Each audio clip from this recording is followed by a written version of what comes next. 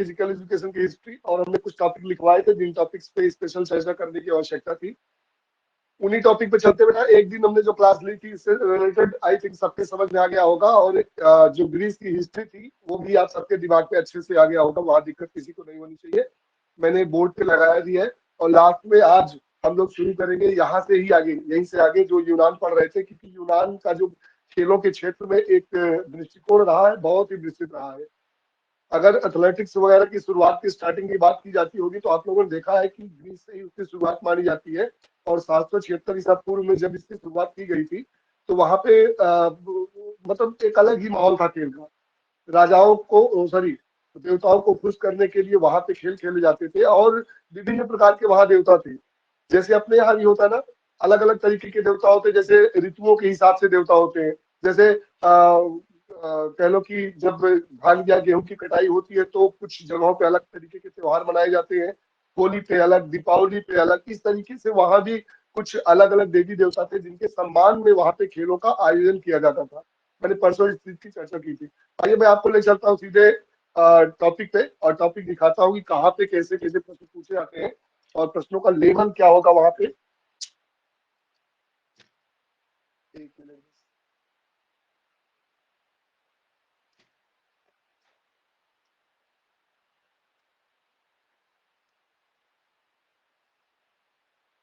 मैंने बोर्ड दिखा दिया है। बोर्ड पे मैंने पुरानी कुछ चीजें लिखी है जिनकी चर्चा हम लोगों ने परसों वाली क्लास में की थी। और यहाँ पे मैंने क्लियर कर दिया था किस तरीके से यूनान में जो खेलों का इतिहास था आगे की तरफ बढ़ा। कुछ खेलों की चर्चा भी मैंने की थी, और उन खेलों की चर्चाओं को आगे की तरफ बढ़ाना है और दिखाना है कि वहां का इतिहास खेलों के क्षेत्र में कैसा रहा। हमने चर्चा की थी बेटा हिस्ट्री ऑफ फिजिकल एजुकेशन में यूनान यूनान में सारी शिक्षा का इतिहास। इसके पहले हम लोगों ने एक चर्चा की थी कि आपका शारीरिक शिक्षा क्या है, उद्देश्य क्या है, इसके लक्ष्य क्या है।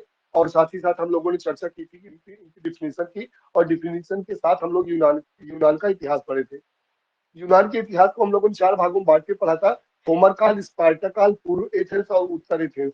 यहाँ पे हम लोगों ने पूरी तरीके से इन पार्टों को खत्म कर दिया था, और हमने दिखाया था कि जब भी एक प्रश्न पूछा जाता है फिल्मल खेल कहाँ पे प्रसिद्ध थे, तो ऐसे होमर काल में फिल्मल खेलों का आयोजन होता था। अब हम उत्तर एथेंस काल में आते हैं और देखते हैं किस तरीके से खेल खेले गए और खेलों का प्रादुर्भाव जो था आगे की तरफ कैसे कैसे बढ़ा। अब जो खेल खेले जा रहे हैं या खेले जाते उस समय जो खेल खेले जाते थे उनकी रूपरेखा कुछ अलग थी। वहां पे एक अलग का द्वंद्व था, लेकिन द्वंद्व के साथ भाईचारा भी था। खेल में प्रथम आने वाले खिलाड़ी को बहुत ही विशिष्ट सम्मान दिया जाता था, और माना जाता था कि वह वहां का एक तरीके का हीरो है। जिस तरीके से नायक की भूमिका में होते थे उसी तरीके से वहां पे जो स्वर्ण पदक जीतते थे उन खिलाड़ियों के फोटो को या कह लो उनकी मूर्ति को चौराहों पे लगवा दी जाती थी, और उनके सम्मान में सदैव उनका सम्मान किया जाता था, और ये माना जाता था कि असली हीरो यही है। वहां पे जब भी खेल स्टार्ट होते थे तो वहां छोटे छोटे, क्योंकि राज्य थे, उन राज्यों में बटा हुआ जो एक देश था, उन वहां पे लड़ाई झगड़े सब बंद कर दिए जाते थे। और ये माना जाता था कि यह देवी देवताओं के सम्मान में खेला जा रहा है, और यहाँ पे सारे लोग पार्टिसिपेट करें इन खेलों में, सभी लोग पार्टिसिपेट करें। हम लोग आ गए थे बेटा कहाँ पे, ऐसे में हम लोगों ने पूरा खत्म कर लिया था जो यूनान की हिस्ट्री थी, उस यूनान की हिस्ट्री को हम लोगों ने खत्म कर दिया था। हम लोग सीधा पहुंचने कहाँ पहुंचने वाले थे बेटा, एक प्रश्न और आप क्या पूछा, या तो देखिए या तो इतिहास से प्रश्न पूछे जाते हैं, या तो दूसरा प्रश्न जो पूछा जाता है अनहल्लित खेलों से। अनहल्लित खेलों पे एक चर्चा होगी छोटी सी, और उसके साथ ही हम आगे की तरफ बढ़ेंगे, क्योंकि विश्व में जो खेलों का इतिहास रहा है, ऐसे में थोड़ा सा जर्मनी के ऊपर, डेनमार्क के ऊपर, रोम के ऊपर थोड़ी थोड़ी चर्चा करते हुए हम भारत में आ जाएंगे, और भारत में देखेंगे कि भारत का काल विभाजन है, किस तरीके से वहां का काल विभाजन है, और वहां पे प्रश्न कैसे पूछे जाते हैं उनकी भी चर्चा होगी। लेकिन इससे पहले हम लोग बेटा जो पैल हेलिक खेल थे उनकी चर्चा होनी है।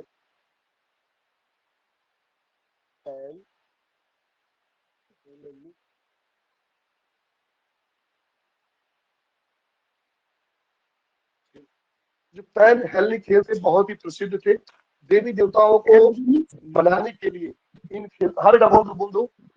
Good evening sir. सर उत्तर एथेंस काल भी तो पूरा नहीं हुआ था। उत्तर एथेंस काल पूरा हो गया था। उत्तर एथेंस काल हमने बताया था, उत्तर एथेंस काल में और कुछ पढ़ने की जरूरत नहीं है। उत्तर एथेंस काल में हमने कहा था कि सिर्फ 2-3 चर्चा है आवश्यक है, एक तो यहाँ पे क्या था ना, यहाँ का जो अब समय था ये स्वर्ण काल के नाम से जाना गया, इसको उत्तर एथेंस काल को स्वर्ण काल के नाम से जाना गया। और यहाँ पे ये दार्शनिकों का युग आ गया। अब वो लड़ाई झगड़ा वो सब खत्म हो गया था। प्लेटो, अरस्तु, सुकरात, और यहीं पे महान जो आपके चिकित्सा शास्त्र के पितामह कहे जाते हैं हिप्पोक्रेटस, जिसे आधुनिक व्यायाम के क्षेत्र में बहुत बड़ी उपलब्धि मानी जाती है, हिप्पोक्रेटस जी का जन्म हो गया था।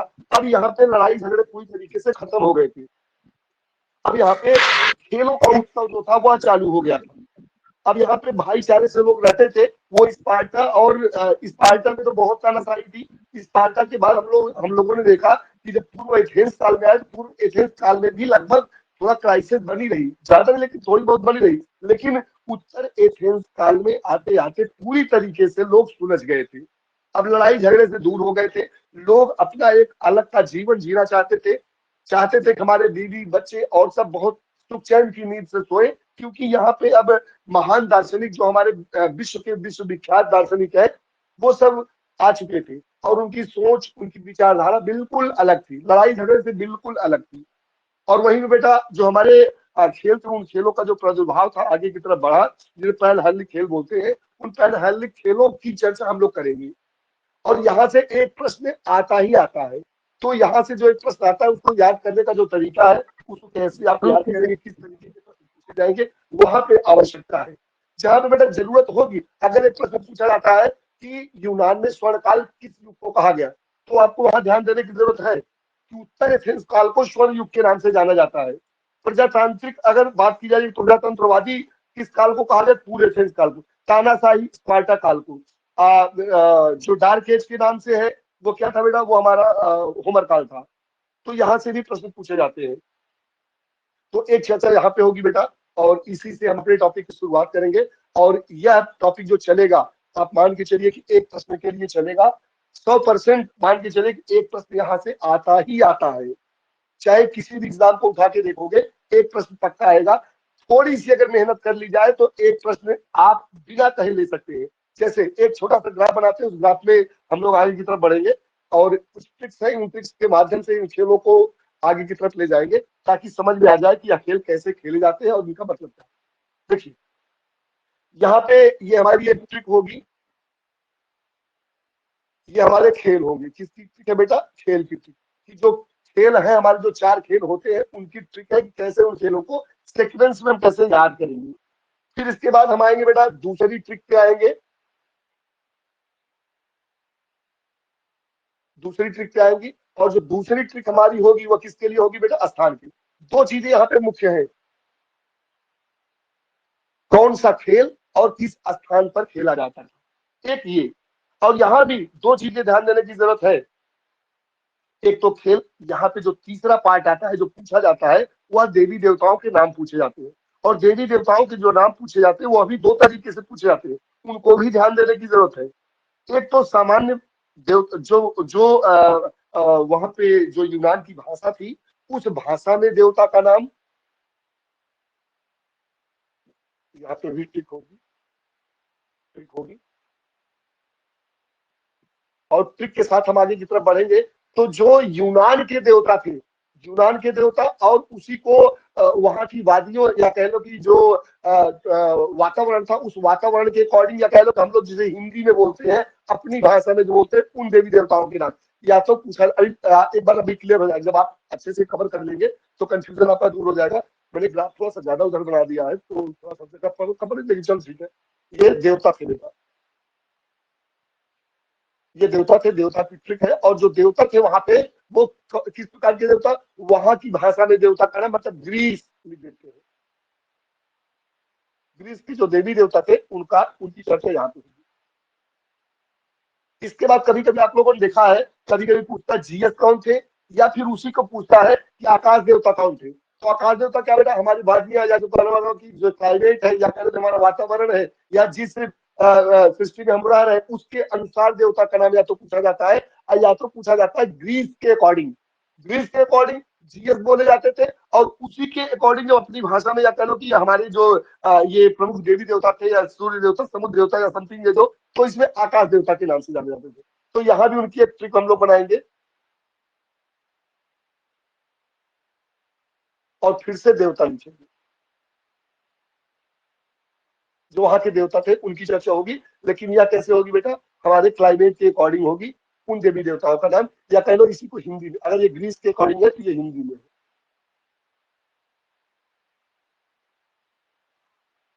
दो चीजें और बचती है, एक क्या बचता बेटा कि कब खेले गए थे, इनकी स्टार्टिंग कब हुई थी, मतलब समय, और समय में भी याद रखने की जरूरत है कि यहाँ भी दो प्रकार के प्रश्न पूछे जाते हैं।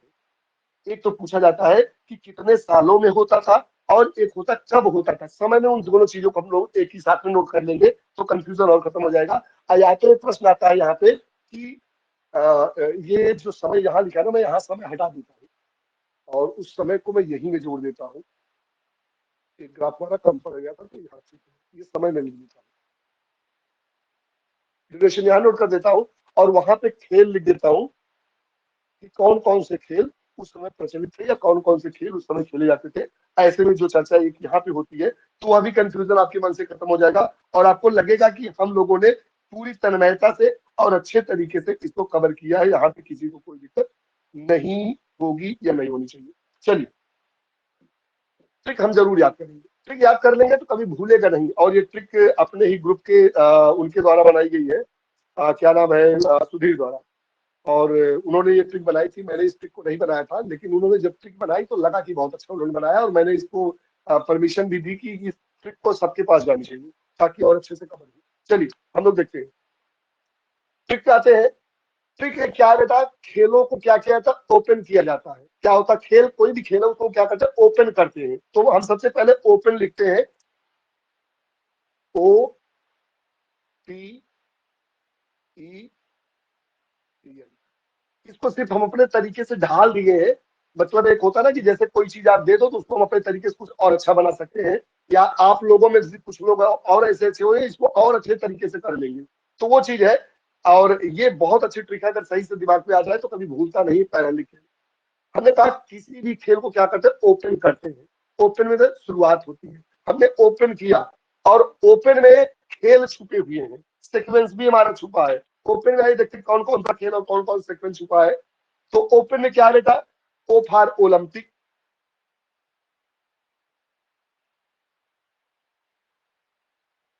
ओ फॉर ओलंपिक। इसके बाद पी है, P for Pythian,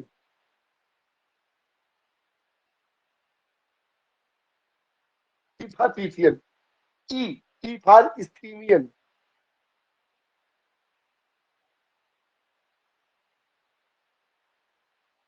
N, N for नीनियन।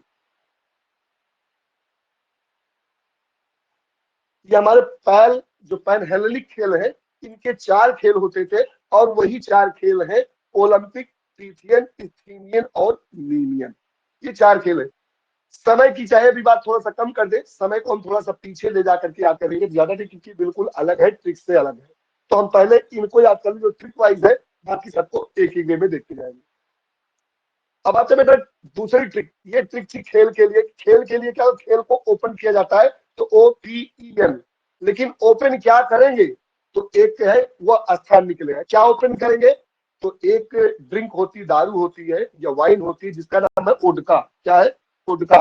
सब लोग जानते होंगे जो थोड़ा सा इस क्षेत्र में होंगे। क्षेत्र का मतलब है कि पीने वालों की मैं बात नहीं कर रहा हूँ, ऐसे जनरली वोडका का नाम आप लोगों ने बहुत सुना होगा।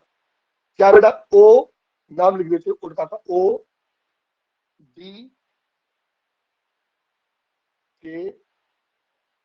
वोडका एक दारू का नाम है, एक वाइन, एक ड्रिंक का नाम है। ओपन किया वोडका को, ओपन किया खेल। वोडका का मतलब स्थान पे, खेल जिस स्थान पे होगा वहीं पे हम ओपन को वोडका करेंगे, मतलब वोडका को ओपन करेंगे या ओपन करेंगे वोडका। अब ये क्या बेटा, स्थान का नाम निकलेगा यहाँ पे। और यहाँ पे क्या बेटा, हमने लिखा ओ, खेल ओलंपिक कहाँ पे होता था, ओलंपस पर्वत पे। यहाँ पे लिखते हैं ओलंपिया या ओलंपस पर्वत,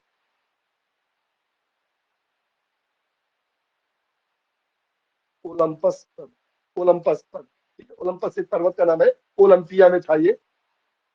तो ओलंपिक खेल ओलंपस या ओलंपिया में। पीथियन डेल्फी में, डी फॉर डेल्फी,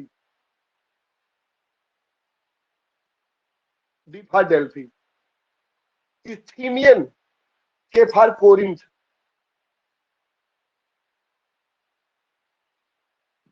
के फॉर कोरिंथ। नीमियन, नीमियन खेल कहा हो रहा बेटा, ए फॉर अर्गलीज।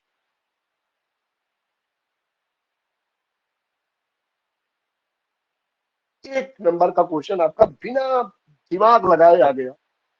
ओपन किया उडका को, O for Olympia, O for Olympus, P for Pythian, D for Delphi, E for Isthmian, K for Corinth, N for Ninian, A for Argolis। ये तो हो गया। प्रश्न पूछा जाता है ओलंपिक खेल कहाँ होते थे? ओलंपस में।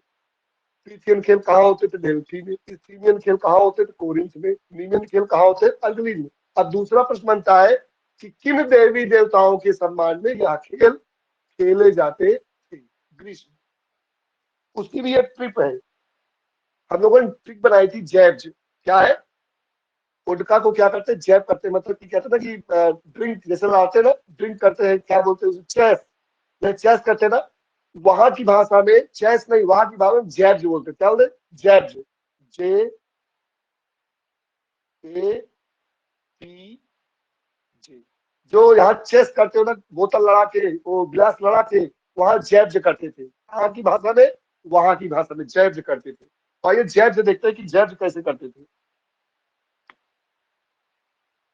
ओलंपिक खेल किस देवता ओलंपिक में होते थे? ओलंपिक खेल ओलंपियड होते थे किस देवता के सम्मान में? GS. J for GS, GS देवता के सम्मान में होते थे। पीथियन खेल डेल्फी में होते थे किस देवता के सम्मान में होते थे बेटा? A for Apollo, Apollo. Isthmian खेल, इस्थीमियन खेल ए फॉर कोरिंथ में होते थे किस देवता के सम्मान में? पोसीडोन।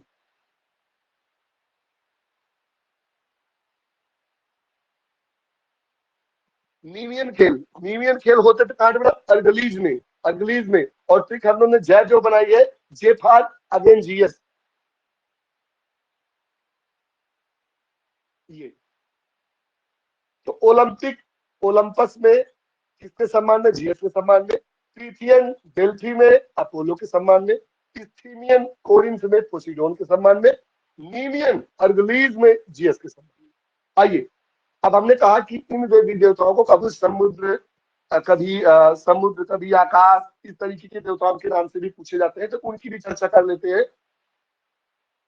जैब जब करते थे ना, क्या करते थे? जैब करते थे, मतलब ड्रिंक को जब लड़ाते थे तो उनके मन में एक आशा होती थी। क्या आशा होती थी? कि भगवान हमारी रक्षा करेंगे। आशा होती थी।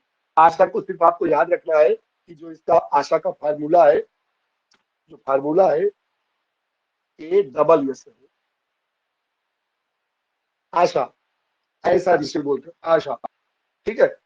आशा होती थी उनके मन में कि हम देवी देवताओं के सम्मान में खेल कर रहे हैं, अब हमको कोई भी दुख नहीं मिलेगा। ये उनके मन में आशा होती थी।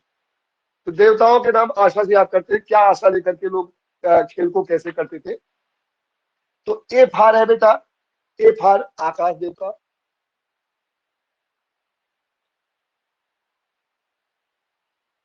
आकाश, एक का मतलब क्या बेटा? आकाश। पीथियन डेल्फी में अपोलो, यस फार सूर्य, सूर्य देवता के सम्मान में। इस्थीमियन कोरिंथ, यस है समुद्र देवता।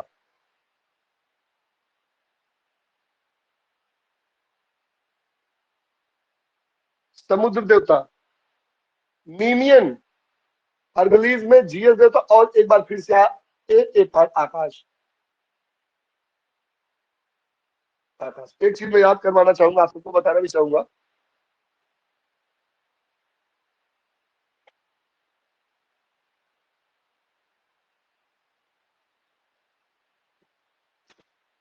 बताने की चीज ये बेटा,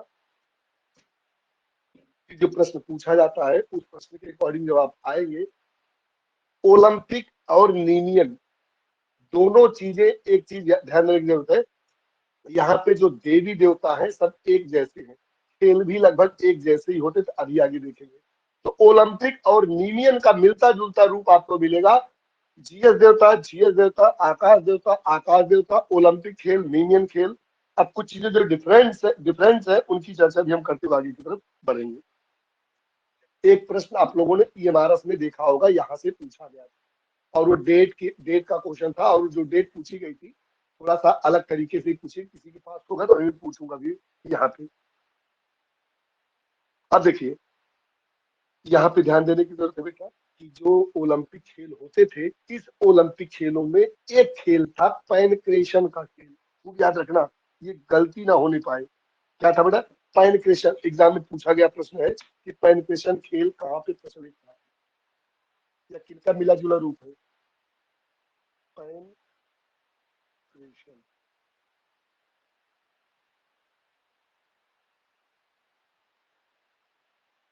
पैनक्रेशन खेल क्या बेटा? पैनक्रेशन खेल।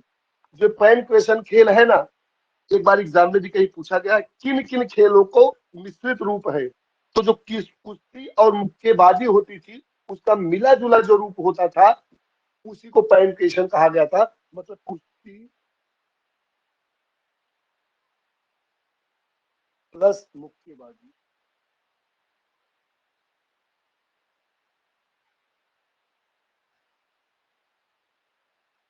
क्या बेटा? कुश्ती और मुक्केबाजी, इसको मिश्रित खेल बोल सकते हैं।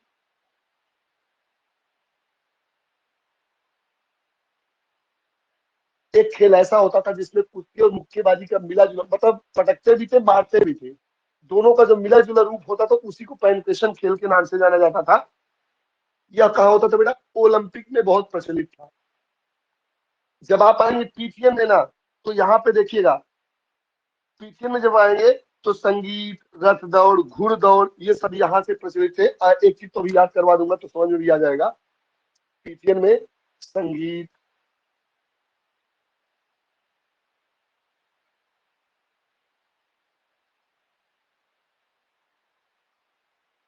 संगीत और रथ दौड़ जो था, यहाँ पे रथ दौड़ के साथ घुड़दौड़ भी लिख सकते हैं। घुड़दौड़ ये कहाँ प्रचलित था बेटा? पीटीएम में।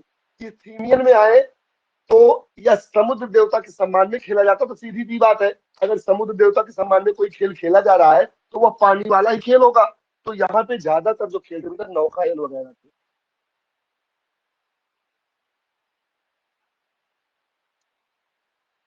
क्या था? नौकायन था और सैन्य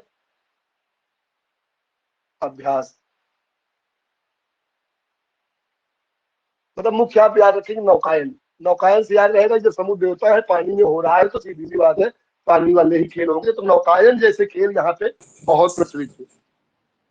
नीमियन, नीमियन जो था बेटा, हमने कहा ओलंपिक से मिला जुला ही खेल लगता है, इसलिए यहाँ पे भी दौड़ वगैरह होती थी, यहाँ पे दौड़ वगैरह भी थी, दौड़ वगैरह थी। तो यहाँ पर भी दौड़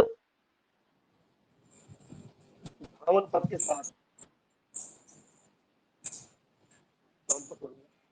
कहाँ पे?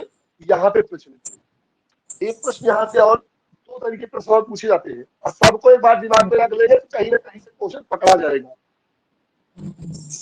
एक प्रश्न एक प्रश्न ये पूछा जाता है कि इन खेलों में कैसे कैसे खेल आगे की तरफ बढ़ते थे, क्या क्या होता था, कब कब होते थे, क्योंकि सारे खेल या ईसा पूर्व में हुए हैं। तो नीनियन खेलों की चर्चा हो तो 512 में कब 20 में। मेरा किसी की बाइक खुली है, अगर बोलना नहीं चाहते हैं तो माइक को बंद रखिए तो और मजा आएगा, मैं इसको नहीं भी समझता हूँ।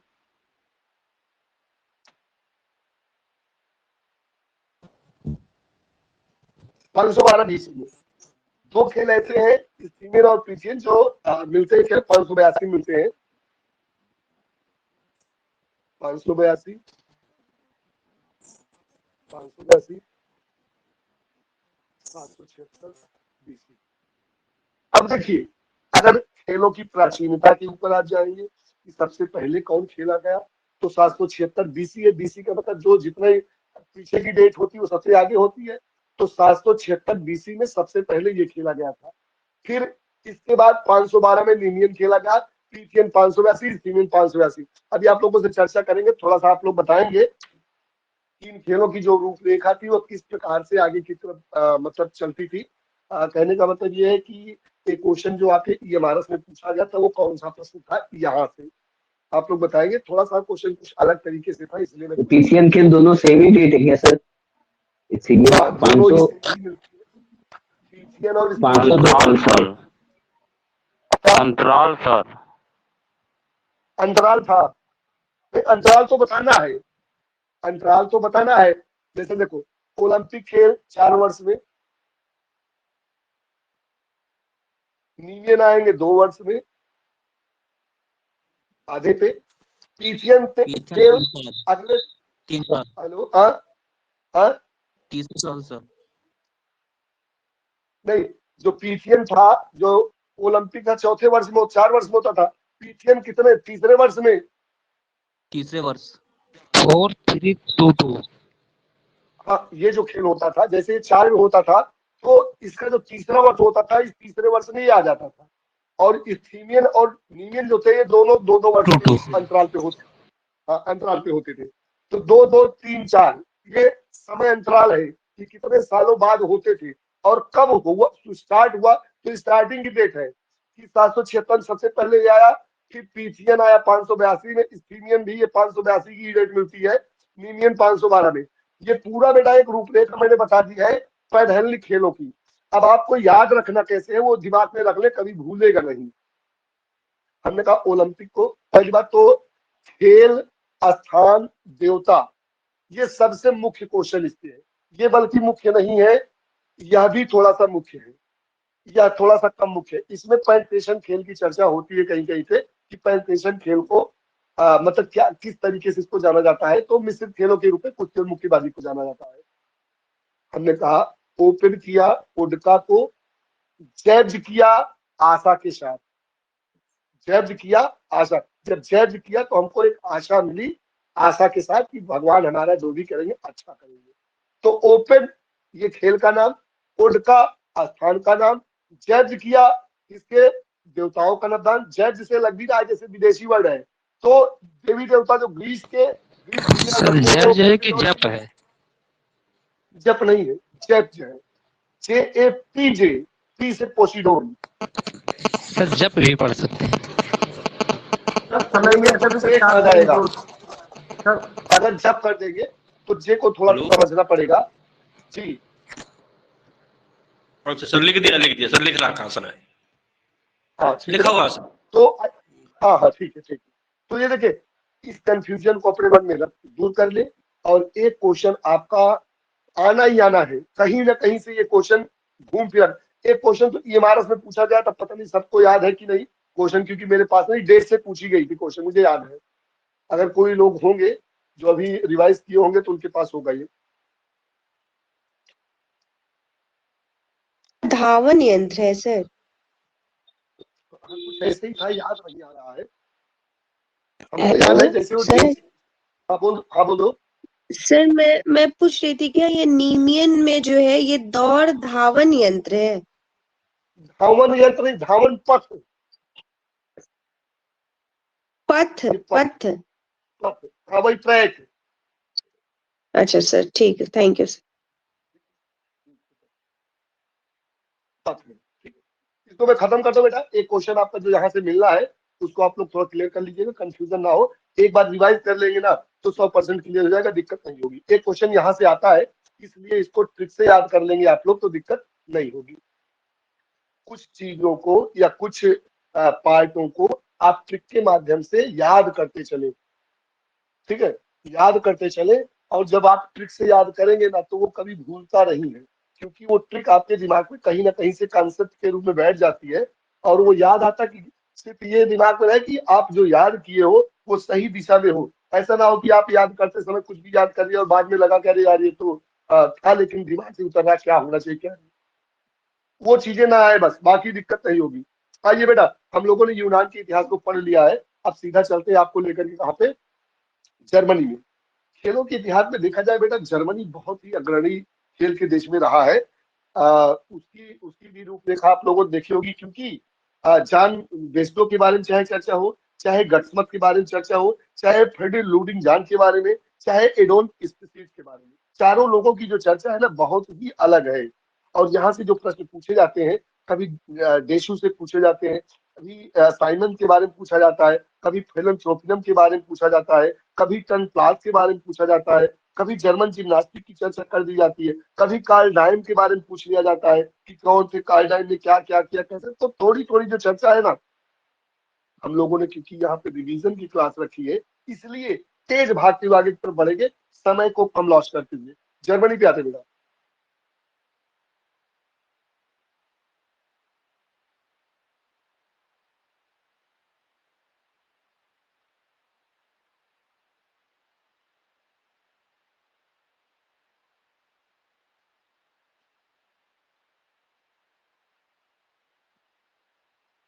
बेटा जर्मनी में खेलों का इतिहास, जर्मनी के अगर खेल के इतिहास को पढ़ना बेटा तो थोड़ा सा शॉर्ट में, क्योंकि ज्यादा समय हम लोगों के पास नहीं है, शॉर्ट ट्रिक के माध्यम से कैसे जर्मनी के इतिहास को पूरा देखना है वो थोड़ा सा देख ले, कंफ्यूजन हो जाएगा।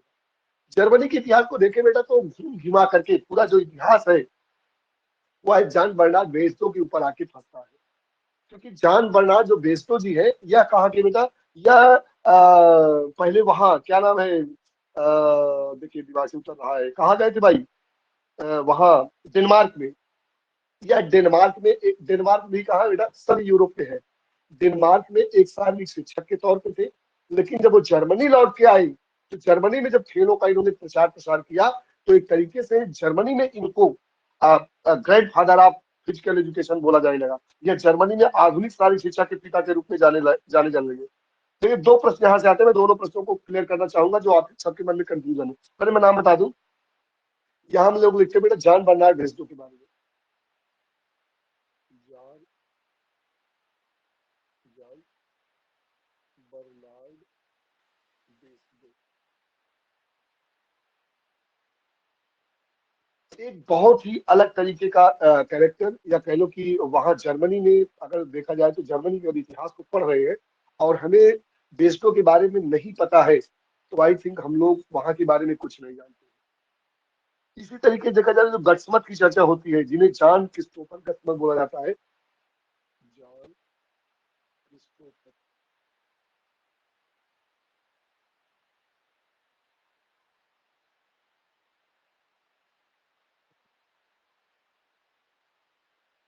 गट्समत, गट्समत भी लिखा रहता है, गट्समत भी लिखा रहता है, कंफ्यूज मत हो जाइएगा, याद रखिएगा।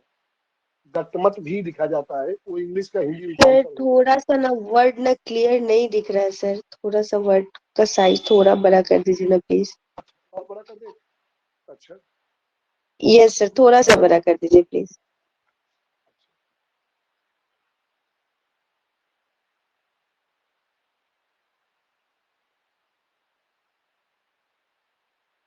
जॉन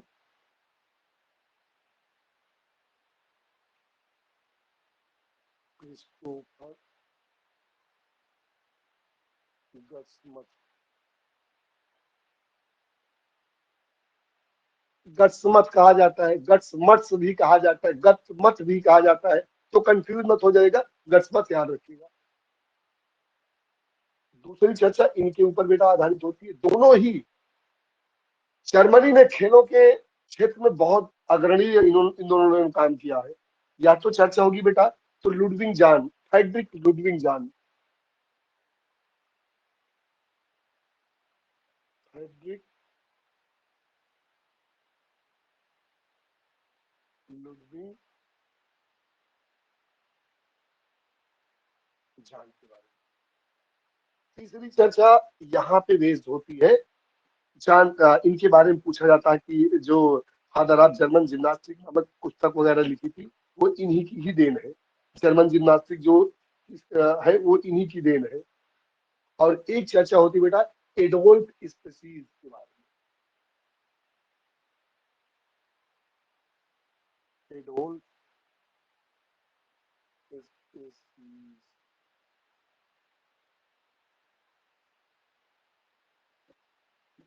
ये चार महान ऐसी हस्तियां जो जर्मनी में खेलों के इतिहास को बहुत आगे तक ले गए।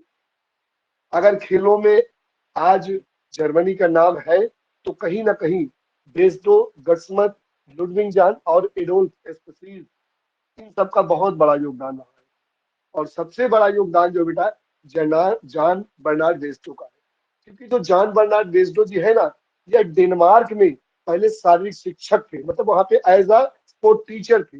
वहां से जब यह लौट के आए जर्मनी में, तब इन्होंने जर्मनी में खेलों के इतिहास को जिंदा किया। इसलिए इसलिए grand father of physical education बोला जाता है इनको, grand father of physical education, grand father of physical education या खेलों के पितामह। कहा में? जर्मनी में। जर्मनी में जो खेलों के पितामह है वो यही है। या तो जर्मनी में आधुनिक, जर्मनी में आधुनिक शारीरिक शिक्षा के हाँ उन्हीं चर्चा कर रहा हूँ। या तो प्रश्न ऐसे पूछा जाता है पितामह के तौर पे, या तो पूछा जाता है आधुनिक शारीरिक शिक्षा के पिता कौन है। कहा में? जर्मनी में। जर्मनी में आधुनिक शारीरिक शिक्षा के पिता ऐसे लिख सकते हैं, आधुनिक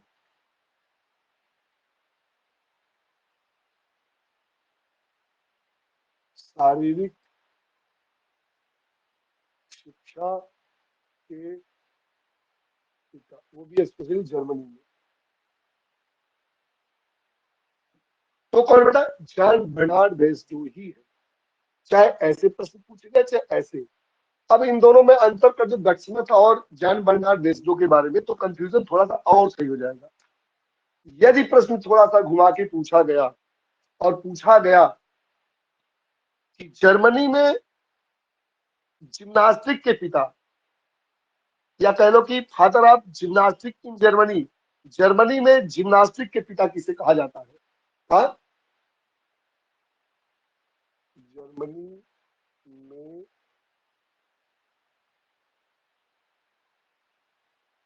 जिम्नास्टिक के पिता, तो नाम आपका आएगा बेटा जॉन क्रिस्टोफर गट्समथ। जिम्नास्टिक के पिता, या इसे कहा जाता है इंग्लिश में अगर देखें तो कह सकते हैं father of German gymnastic. Sir grand father है। नहीं, ग्रैंडफादर में इन्हीं की चर्चा होगी। हाँ,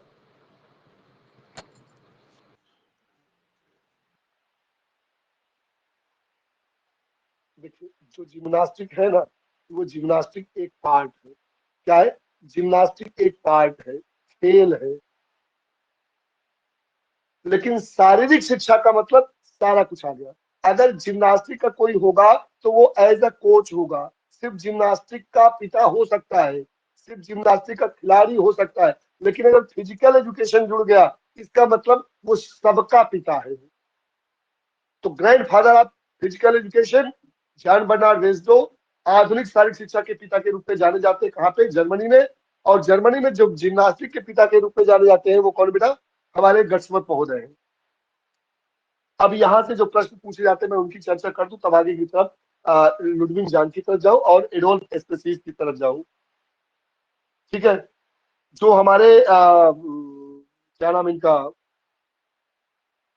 ये लुडविग महोदय है, जो लुडविग जान जी हैं, अगर इनकी चर्चा की जाए तो इन्होंने भी जर्मनी में जिम्नास्टिक को आगे बढ़ाने के लिए बहुत बड़ा योगदान किया। जो सर फादर थोड़ा ऑफ, बीच में रोकना चाहेंगे सर। सर ये बोलिए गट्समट्स बोलिए। जो है इनको जर्मन जिम्नास्टिक का ग्रैंड फादर कहते हैं या फादर कहते हैं? देखिए जब ग्रैंड फादर की चर्चा होगी तो वेस्डो का नाम आएगा, ग्रैंड फादर की। ग्रैंड फादर का मतलब पितामह की जब चर्चा होती है। जिम्नास्टिक के लिए सर? जिम्नास्टिक के लिए अगर बात होगी तब आप गट्समथ को लिखेंगे, चाहे वो ग्रैंड फादर मुझे कुछ भी पूछे, हाँ तब वही वो सर, वही गट्समथ होगी। कंफ्यूजन। अगर जिम्नास्टिक की चर्चा करेगा तो फादर महाफादर कुछ भी कह लो, गट्समथ ही है। लेकिन अच्छा अगर फिजिकल एजुकेशन की बात करेगा तो सर्वोपरि, जैसे मान लो हम लोग क्या है स्कूलों में फिजिकल एजुकेशन टीचर हैं, हम फुटबॉल भी सिखाएंगे, वॉलीबॉल भी पढ़ाएंगे, बैडमिंटन भी सिखाएंगे, सब कुछ करेंगे। लेकिन कोई एक ऐसा भी बंदा होगा या कोई एक ऐसा भी टीचर आएगा जो ओनली जिम्नास्टिक को देखेगा, वॉलीबॉल को देखेगा, कबड्डी को देखेगा। वो क्या है? वो क्या है? वो उसका स्पेशलाइजेशन का उसी के एक पार्ट है वो। तो ऐसे ही जो गट्समथ जी है वह एज अ पार्ट की तरह है, जो स्पेशली जिम्नास्टिक को आगे बढ़ाने के लिए सारा योगदान है उनका। और उनको जर्मन महाफादर फादर कुछ भी कह लो, जिम्नास्टिक के क्षेत्र में। लेकिन अगर फिजिकल एजुकेशन के क्षेत्र में पूछा जाएगा या शारीरिक शिक्षा की बात होगी तो वहां पे बेस्टो जी का नाम आएगा। ठीक है, आई थिंक कंफ्यूजन क्लियर होना चाहिए, हाँ है ठीक ना? है, ओके सर, ओके है सर, ना? थैंक यू आगे सर। देखिए, आगे देखिए, बिल्कुल आगे देखिए। हमने कहा जब लुडविग जानजी का आएगा, इन लोगों ने खेलों को काफी हद तक आगे बढ़ा दिया था जर्मनी में। जब लुडविग महोदय आए, देखिए समय समय के साथ कुछ चीजें बदलती रहती है। इन लोगों ने खेलों को खेलों की तरह ही आगे बढ़ाने का प्रयास किया। लेकिन जब आने वाली आगे जो पढ़ी लिखी पीढ़ी होगी, जैसे लुडविग महोदय आए, एडोल्फ हिटलर वगैरह, तो इन लोगों ने इन पे और शोध किया कि ये लोग तो गांव देश सबको खिला रहे थे, अब इसको सही दिशा में चलाने की जरूरत है। तो ये जो लुडविग महोदय है, इन्होंने बच्चों के लिए क्या स्कूल खुलवाया, किसका? शारीरिक शिक्षा के क्षेत्र में, जिसे क्या नाम दिया गया था? नाम किसी को याद है? टर्न प्लाज, टर्न प्लाज याद होगा सबको, जी सर जी। है ना? तो जो ये फ्रेडरिक लुडविग जान जी है, ये बच्चों के लिए स्कूल,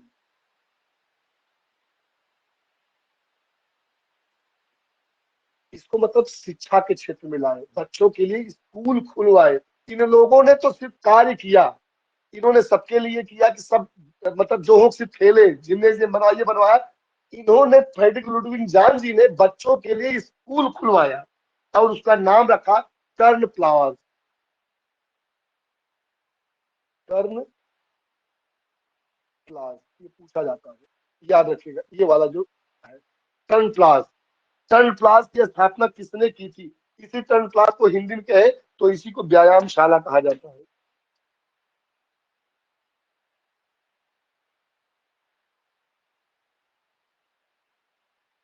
एक तरीके की व्यायामशाला थी जिसका निर्माण किसने? लुडविग जान महोदय ने किया था। और इन्होंने ही एक मूवमेंट, जैसे समय समय मूवमेंट चलता है ना कि ये किया जाएगा, जैसे कह लो कि अभी एक स्लोगन था वहां का, विवादित में थोड़ा प्रसिद्धि आ गया था, लोग बहुत कंफ्यूज थे कि मिशन ओलंपिक, मिशन ओलंपिक याद है किसी को? मिशन ओलंपिक किससे संबंधित है? मिशन ओलंपिक साइंस से है सर। सेना सेना से, सेना से सेना सर। से। यही यही कंफ्यूजन मैं दूर करना चाह रहा था। जो मिशन ओलंपिक है, जब आप लोगों ने देखा होगा कि राज्यवर्धन सिंह राठौर ओलंपिक 2004, पहली बार कोई ऐसा इंडिविजुअल आइटम भारत की दृष्टिकोण से या भारत देश के लिए अगर पूछा जाए कि कोई इंडिविजुअल आइटम में ब्रॉन्ज तो सिल्वर मेडल जीतने वाले, तो सिर्फ और सिर्फ Rajyavardhan Singh Rathore 10 metre air rifle shooting उन्होंने जीता। और आप उसके बाद आगे देखते जाइए, जो शूटरों का एक स्कोप था, और कहां से थे? सेना से थे।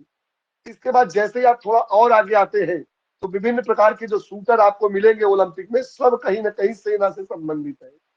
और जो आपके वो क्या नाम उनका है भाई, 2008 गोल्ड गगन मेडल, नारंग, अभिनव बिंद्रा। अभिनव बिंद्रा, अभिनव बिंद्रा, हाँ, गगन नारंग हो गए, अभिनव बिंद्रा, ये सब कहीं ना कहीं खेलों को शमशेर, शूटिंग में बहुत शमशेर आगे। जंग।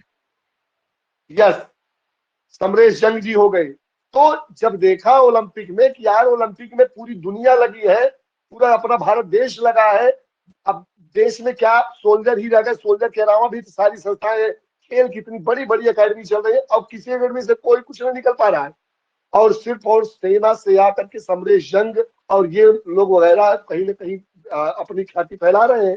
तो उन्होंने एक मिशन किया जिसका नाम दिया मिशन ओलंपिक, कि हम ओलंपिक में अपने सोल्जरों को भेजेंगे और वहां से कुछ ना कुछ अचीवमेंट करेंगे। तो जिस तरीके से वहां पे चला था, उसी तरीके से लुडविग जान जी ने एक मूवमेंट चलाया था जिसे बोलते टर्न वेरियम। क्या बोलते बेटा? टर्न वेरियम। ये टर्न प्लाज है, टर्न प्लाज के लिए टर्न वेरियम, टर्न वेरियम मूवमेंट, वेरियम मूवमेंट चलाया कि हम टाइम क्लास खोले हैं, व्यायामशाला स्थित किए हैं, इसमें सभी लोग आए और खेले, खेल के साथ साथ अपने फिटनेस को तो बनाए बनाए और हमारे देश का भी नाम ऊंचा करे। किसने किया था बेटा? इन्होंने। अगर देखा जाए तो लोगों का नाम ध्यान दीजिएगा। एक तो यहाँ इसमें आप लिखिएगा grandfather, grandfather of German gymnastic. कौन? गट्समथ। और इन्हीं के लगभग अनुयायी लुडविग जान, जिन्हें फादर ऑफ जिम्नास्टिक बोला जाता है।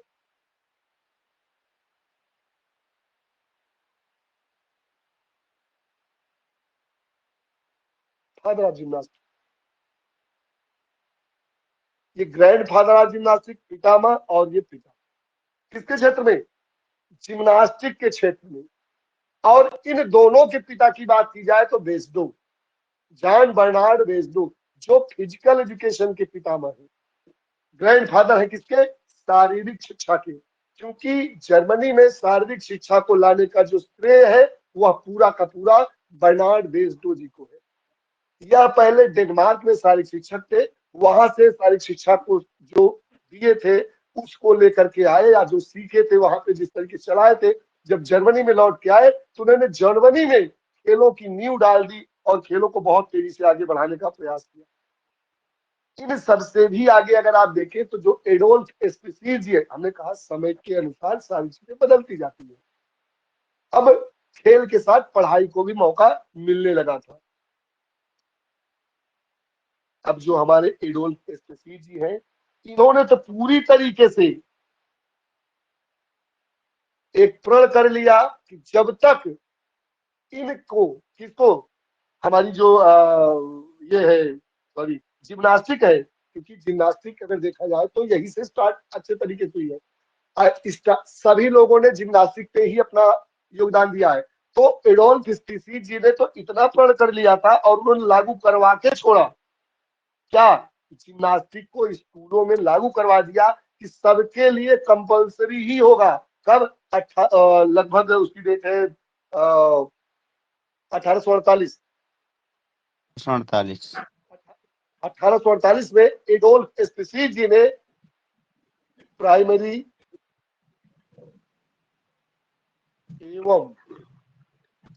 एवं और किसके लिए? प्राइमरी एवं हाई स्कूल के लिए। हाई स्कूल 1860 में सर। अच्छा, हाई स्कूल के लिए जी नहीं, हाँ, नहीं 1860, वैसे स्कूलों में 48 है नहीं, और प्राथमिक और हाई स्कूल के लिए 60 में। नहीं, 48 में तो इन्होंने जिम्नास्टिक को स्कूल में सिर्फ लागू करवाया था, 48 में। लेकिन अगर 60 की बात की जाए तो यह, हाँ, उच्च स्तर पे इसको ला दिया प्राइमरी में। और जो 1860 की डेट है, इन्होंने इसको हाई स्कूल स्तर पे लागू करवाया।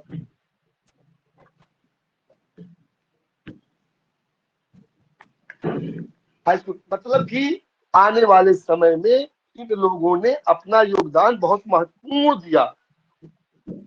और इन्होंने तो 2 साल बाद 1862 में सभी बच्चों के लिए कंपलसरी कर दिया था।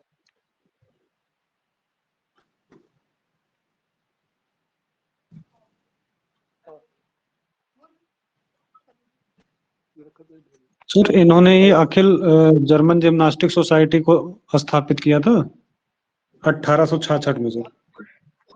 क्या क्या फिर से बताइएगा? अखिल जर्मन जिम्नास्टिक सोसाइटी सर, हाँ, हाँ, हाँ, 1866 बिल्कुल। में। जी चलिए, 1866 की डेट लिखते हैं। अखिल जर्मन जिम्नास्टिक।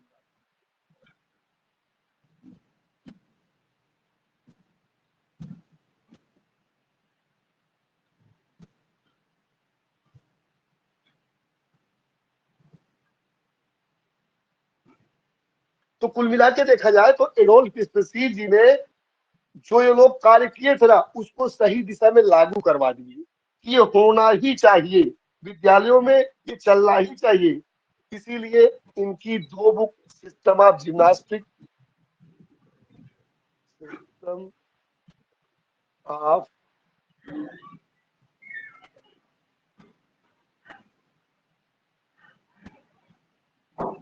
एक सिस्टम ऑफ जिम्नास्टिक और एक प्रैक्टिकल मैनुअल ऑफ जिम्नास्टिक।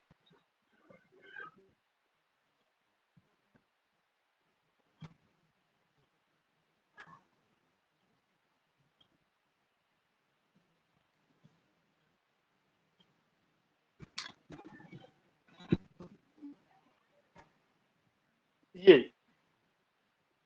अब अगर बेस्डो जी की चर्चा बेटा थोड़ा सा और कर ली जाए तो आई थिंक ज्यादा इंपॉर्टेंट है, क्योंकि सबसे ज्यादा चर्चा बेस्डो जी की होती है।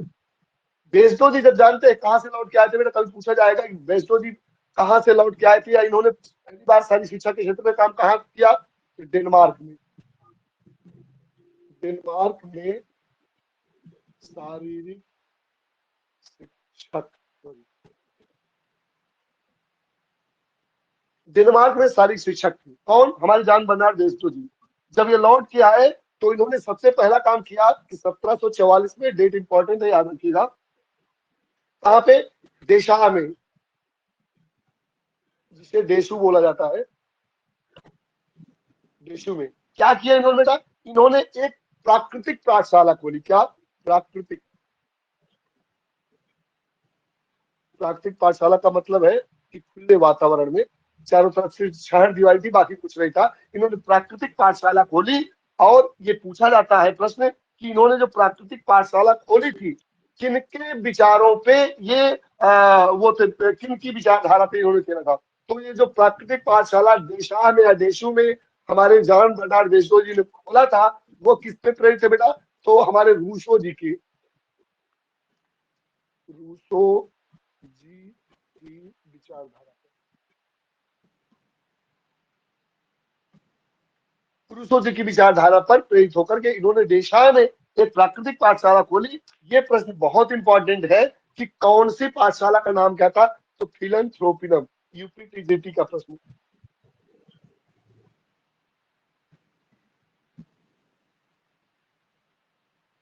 फिलैंथ्रोपिनम की स्थापना 1744 में देशा या देशु नामक स्थान पर रूसो जी की विचारधारा पर खोला गया था, जो एक प्राकृतिक पाठशाला थी।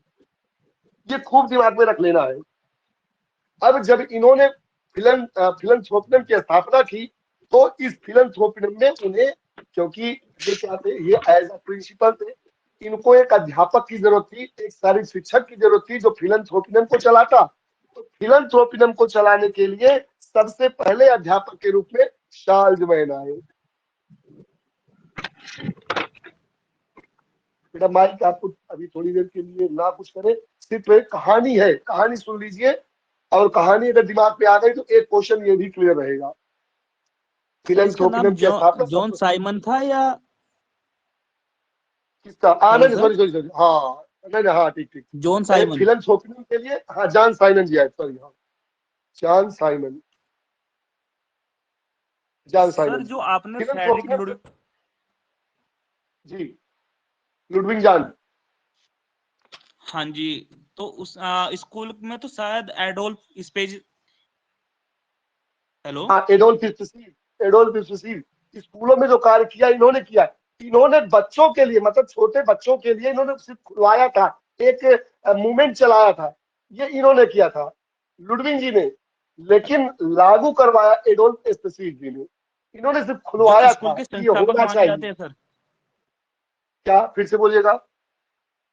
जो जर्मनी के स्कूल के संस्थापक थे वो एडोल्फ थे या लुडविग जॉन? मतलब किसके?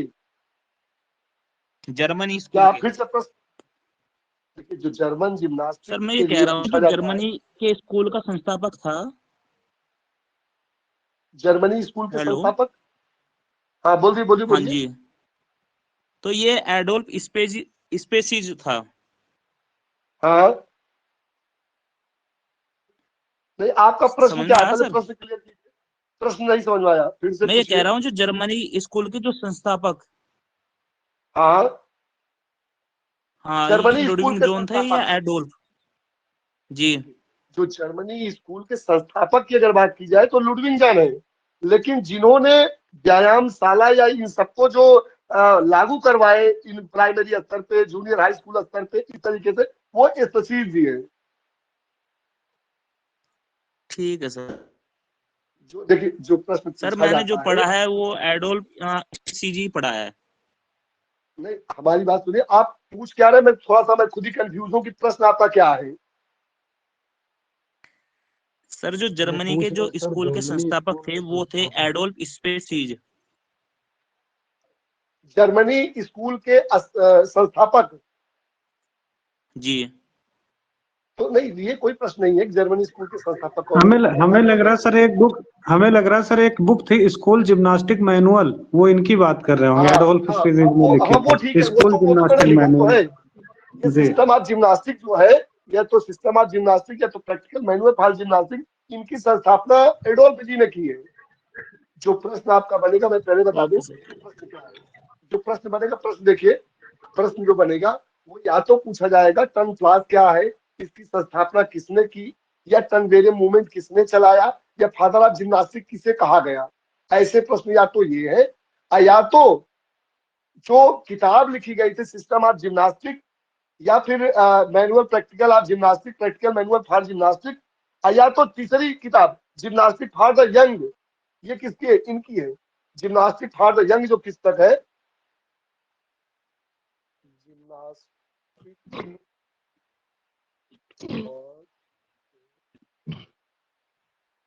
यंग।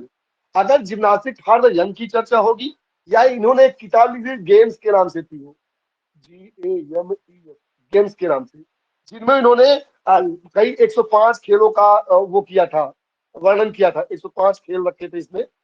इन ये दो चीजें, एक तो ये गेम्स और जिम्नास्टिक फॉर द यंग, या तो जो किताब जिम्नास्टिक के ऊपर लिखी गई सिस्टम ऑफ जिम्नास्टिक या प्रैक्टिकल मैनुअल फॉर जिम्नास्टिक, वो लिखी है। इनसे संबंधित जो लुडविग जान से संबंधित प्रश्न आते हैं, मैं उसकी चर्चा कर दूं। या तो टन क्लास से पूछे जाते हैं, या तो टन बेरे मूवमेंट से पूछे जाते हैं, या तो जर्मन जिम्नास्टिक से पूछे जाते हैं कि जर्मन जिम्नास्टिक कौन है। ऐसे प्रश्न जो बनते हैं वो आपके लुडविग जान से बनते हैं। अगर बात की जाए बर्नार्ड बेस्टो के बारे में, तो हमने कहा फिलैंथ्रोपिज्म क्या है, ये क्या है, ये एक व्यायामशाला है। व्यायामशाला कौन वाली, ये हमारी इनकी वाली, बर्नार्ड बेस्टो वाली। अगर जॉन साइमन की बात हो तो प्रथम शिक्षक,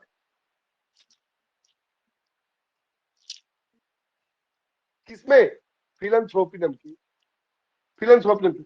लेकिन जॉन साइमन जी जब मतलब इस तरीके से चलाए, अपने आप को आगे ले गए, या कह लो कि वहां तक आ गए, तो आप लोगों ने एक नाम सुना होगा सने पंथाल का। याद है आपको सने पंथाल? जी, वो भी तो एक स्कूल ही था सर, समय पंथाल। जी, वो भी एक स्कूल ही था। क्या जो सने संस्था थी पंथाल? सर, जी चार्ल्स बैन ने खोला था सर वो। जी। अब ये पूछा जाता है कि जो सने पंथाल है ये क्या है, यह व्यायामशाला है। व्यायामशाला, या कह लो कि कुल मिला के खेल स्कूल है। अगर इसकी चर्चा होगी कि इसको किसने खोला, सने पंथाल को, तो साल्जमैन ने।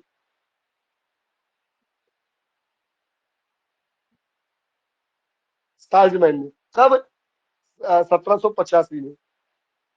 1785 में साल्जमैन सर ने 1885 एक में सर, व्यायामशाला, क्या है, सर 1885। नहीं हेलो 1785 नहीं सर, 17 1785 होना चाहिए था। 18 कैसे होगा, 1800 बहुत आगे निकल जाएंगे आप, 1800 तो फिर यहाँ पहुंच जाएंगे, वो तो बहुत आगे निकल जाएगा। ये 1750 इन्हीं के समय में थी, हमारे बेसदो जी के ही समय में थी। तो 1785 में ही है सन पंथाल की स्थापना हुई थी।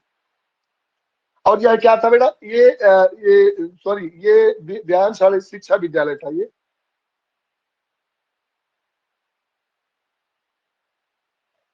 अब एक प्रश्न और पूछा जाता है कि जो आपका सने पंथाल था, इसमें किसको टीचर, देखो अभी हम लोग एक ग्राफ से थोड़ा और समझेंगे। सने पंथाल में शिक्षक के रूप में किसको नियुक्त किया, तो आपको याद होगा बेटा कार्ल आंद्रे का नाम, कार्ल आंद्रे का नाम आता है। कार्ल आंद्रे क्या थे बेटा, सने पंथाल में टीचर थे।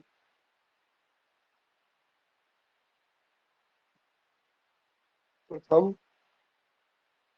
सारे शिक्षक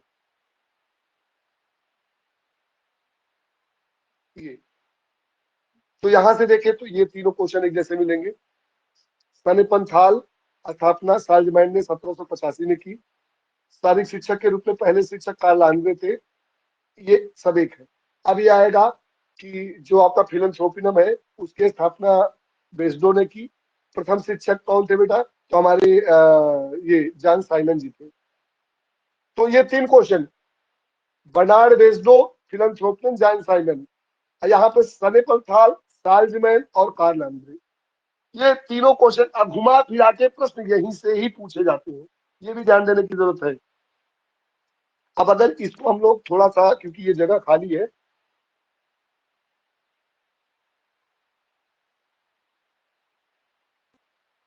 प्रश्न क्या है बेटा?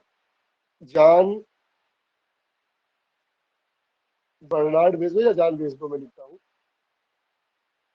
जॉन बेस्डो, इनके स्कूल का नाम क्या था? फिलंथ्रोपिनम।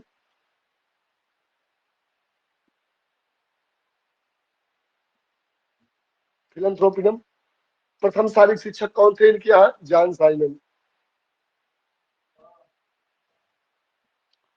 देखिए हुआ दूसरा, एक तो ये, या तो इसकी चर्चा होती है, या तो दूसरी चर्चा किसकी होगी बेटा? हमारे इनकी होगी, साल्जमैन की।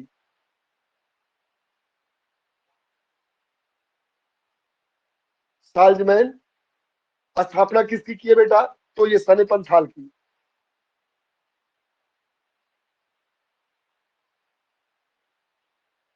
सने पंथाल की। सने पंथाल में प्रथम अध्यापक कार्ल आंद्रे।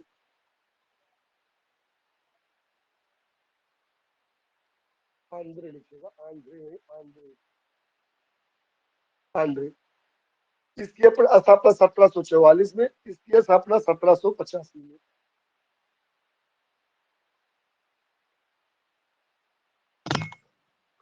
सर दोनों डेसू में ही खुला था सर। देशों में तो दोनों नहीं है, देशों में सिर्फ आपकी ये वाली संस्था है, दूसरी वाली संस्था थोड़ा देखिएगा है जर्मनी में ही, लेकिन स्थान का नाम बहुत क्लियर नहीं है कि जो दूसरी आपकी संस्था जो सने पंथाल है, ये सने पंथाल कहाँ पे है।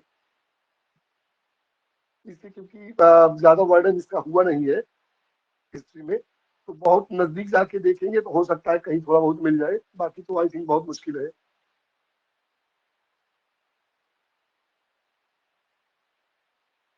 अब क्लियर है कि नहीं?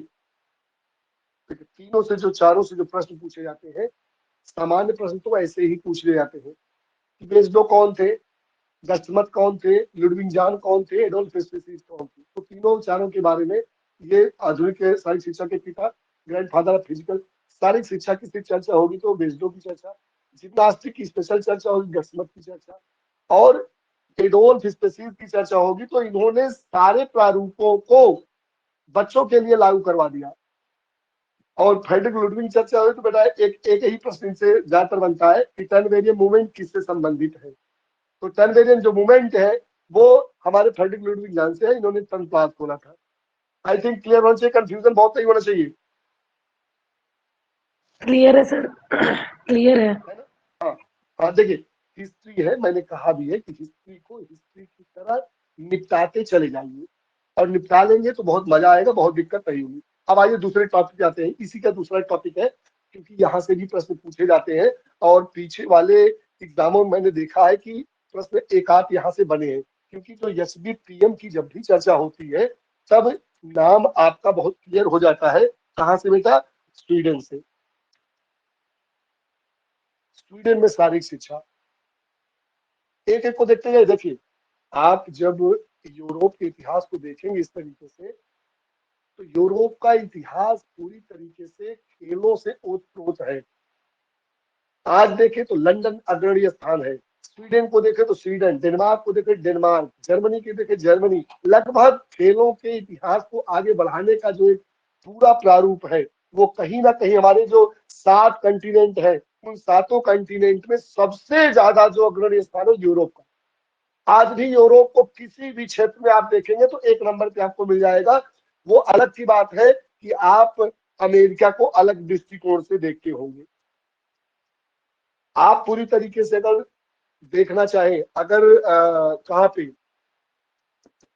एशिया में चाइना को थोड़ा सा हटा दें, टेक्निकल के क्षेत्र में चाइना को थोड़ा सा हटा दे, या फिर इधर से जापान को हटा दे, तो बाकी जो देश है वो थोड़ा सा आपको लगेंगे कि सब जैसे गए गुजरे हैं इस मामले में।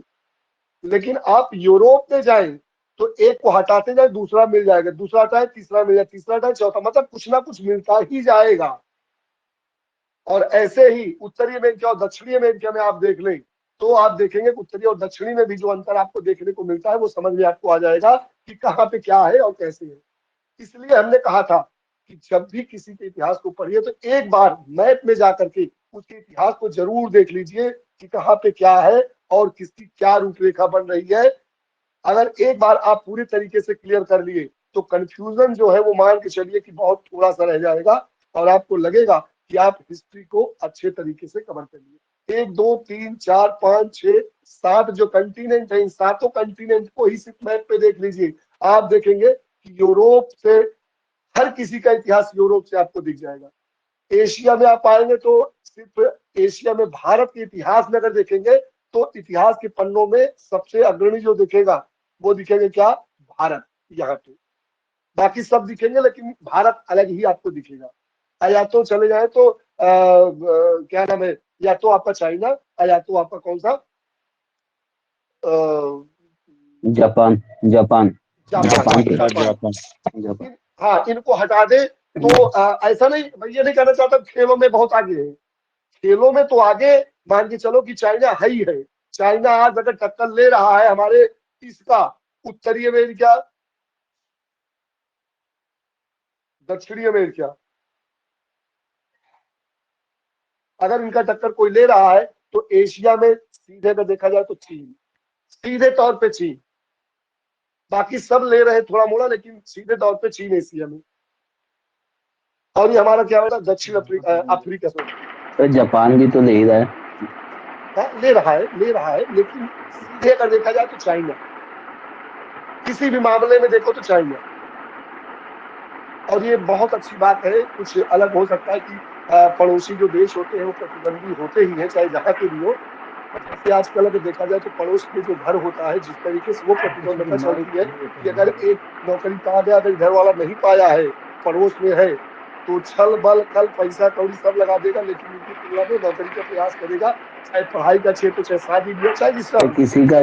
किसी का सर माइक खुला हुआ बंद करा दो सर, पंखा चालू है सर। तो आप लोग अपने आप ही बंद कर दो बेटा, नहीं तो मैं बंद कर दूंगा तो मजा नहीं आएगा डिबेट का। यहाँ तो कुछ आपका है ही नहीं है। ये क्या बेटा, एक छोटा सबसे छोटा जो कंटिनेंट है वो क्या बेटा, वो हमारा है ऑस्ट्रेलिया। लेकिन खेलों के इतिहास में विश्व विजेता, सब में नहीं लेकिन कुछ में मान के विश्व विजेता ही खास करके क्रिकेट में। ये तो आपका एक कंटिनेंट है, कौन सा, अर्काटिका, क्या अंटार्कटिका, अंटार्कटिका अंटार्कटिका। ये तो बर्फ पहाड़ी सहारी है तो यहाँ का तो चर्चा छोड़ दो, बात नहीं है तो कोई मतलब ही नहीं है। तो 1 2 3 4 5 6 जो कंटिनेंट है, इन 6 कंटिनेंट में इतिहास की तरफ जाएंगे ना तो सबसे ज्यादा इतिहास यूरोप में, सारे क्षेत्र से यूरोप में। और एक बार फिर से चलते हैं स्वीडन में, और स्वीडन में आपको दिखाते हैं कि यहाँ का जो इतिहास रहा है किस दृष्टिकोण से बहुत आगे है। और जो खेलों का इतिहास है डेनमार्क में भी यहाँ से प्रश्न क्योंकि पूछे गए हैं इसलिए इसको थोड़ी चर्चा करने की जरूरत है।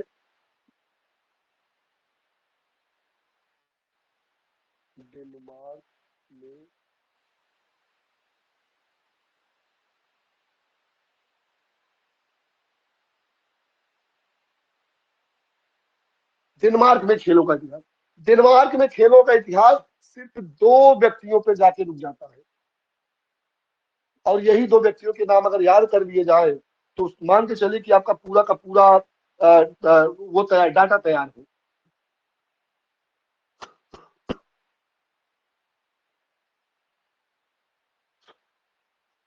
एक मिनट बेटा थोड़ा सा,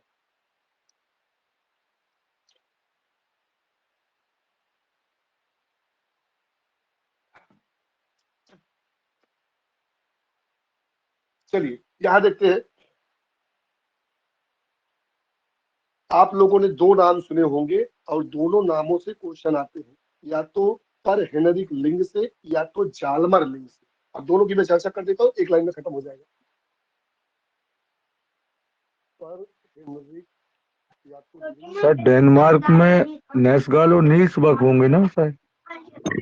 ये सर स्वीडन वो का है। सॉरी स्वीडन, अरे स्वीडन की पहले स्वीडन की चर्चा करना, डेनमार्क इसके बाद सॉरी स्वीडन की, क्योंकि उनकी जैसे भी पीएम की चर्चा करनी थी स्वीडन पर ही। स्वीडन में यहाँ पे अगर देखें, स्वीडन में खेलों का जो इतिहास है बेटा, वो दो व्यक्तियों पे आके रुक जाता है, या तो पर हेनरिक लिंग पे या तो इन्हीं के पुत्र थे जालमर लिंग।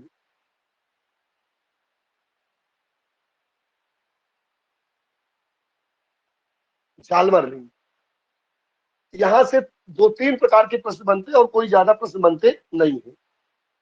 एक प्रश्न या तो जब इनसे बनते हैं तो ये बनता है कि जो स्वीडन में, या कह लो स्वीडन में सारी शिक्षा के पिता कौन, सारी शिक्षा के पिता के रूप में कौन जाने जाते हैं, कहाँ पे, स्वीडन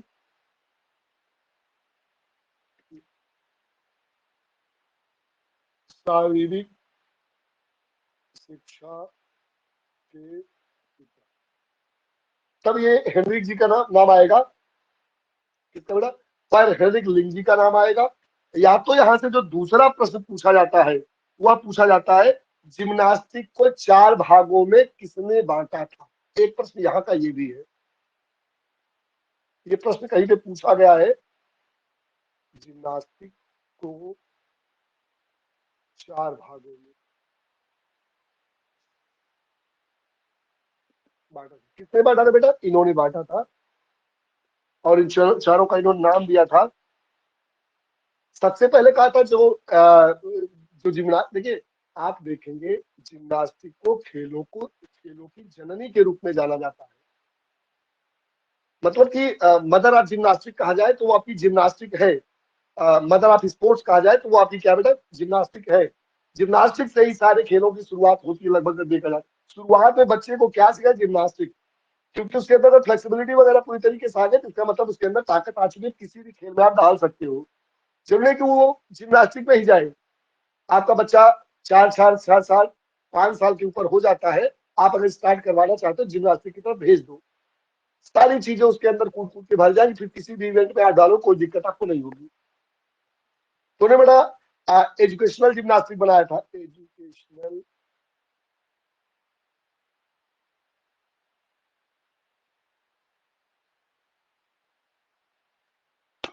सर जिम्नास्टिक की स्पेलिंग गलत है, जी जी जी होगा जी। सॉरी जिम्नास्टिक, क्या बेटा, इन्होंने एजुकेशनल जिम्नास्टिक बनाया था। तो ये एजुकेशनल जिम्नास्टिक है, इसमें इन्होंने कहा था कि जो जिम्नास्टिक हो शैक्षिक भी होना चाहिए। क्या थी, शैक्षिक जिम्नास्टिक, क्या था बेटा, शैक्षिक होनी चाहिए। इन्होंने कहा था कि जिम्नास्टिक को सैनिकों के लिए भी होना चाहिए, पढ़ाने के क्षेत्र में होना चाहिए, सैनिकों के लिए भी होना चाहिए। वो क्या है, सैनिक जिम्नास्टिक, या इसे इन्होंने कहा था मिलिट्री जिम्नास्टिक।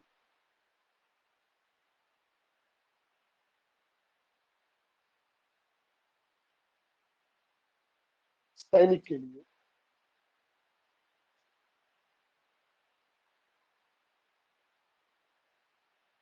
सैनिक के लिए होना चाहिए।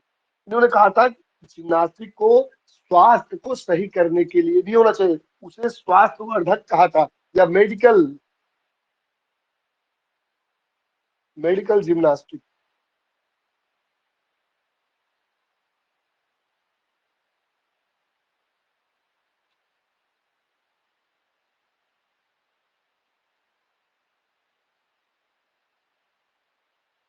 स्वास्थ्यवर्धक जिम्नास्टिक। चौथा इन्होंने कहा था कि कुछ जो है वो कैसी होनी चाहिए, कलात्मक होनी चाहिए। मतलब जैसे वहां पे होता ना रेडमिक,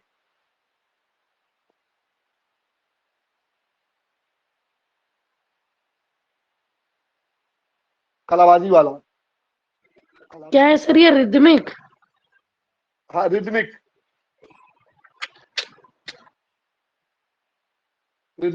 कलात्मक जो आजकल होती है, रिदमिक RY हो गए, सॉरी रिदमिक। रिदमिक, तो रिदमिक भी होना चाहिए। तो उन्होंने 4 भागों में बांटा था परहरिक लिंग जी ने, क्योंकि ये क्या था बेटा, यह एक तरीके से खेलों को स्वीडन में शुरू किए। जब इनकी मृत्यु हो गई, इनकी पर हेनरिक लिंग जी की, तब इनके पुत्र उनका नाम क्या था, जालमर लिंग था, इनके पुत्र जालमर थे। यहाँ से प्रश्न क्या पूछा था वो देखिए, अगर प्रश्न आए स्वीडन में सारी शिक्षा के पिता कौन है, पर लिंग जी है। अब जो प्रश्न पूछा जाता है कि जालमर लिंग कौन थे, तो पर हेनरिक के पुत्र थे। पहली चीज यहाँ पे लिखना है, पर हेनरिक लिंग के एक तो पुत्र थे। इनकी जो दूसरी चर्चा, इंपॉर्टेंट चर्चा जो होती है, वह होती है कि जो परहरिक लिंग जी ने ये सारी चीज चलाई थी ना, सारी शिक्षा की नींव डाली थी, उनके पुत्र ने इसको आगे बढ़ाया। और पहली बार 1939 में, ये डेट बहुत इंपॉर्टेंट है, पूछा जाता है प्रथम लिंगयार्ड कब मनाया गया। तो 1939 में प्रथम लिंगयार्ड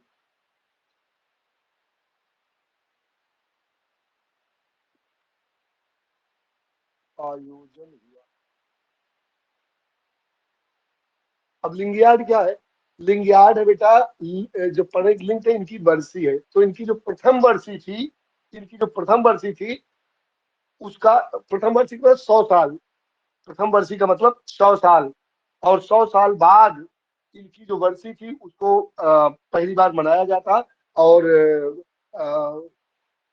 उसी को प्रथम लिंगयार्ड के नाम से जाना जाता है।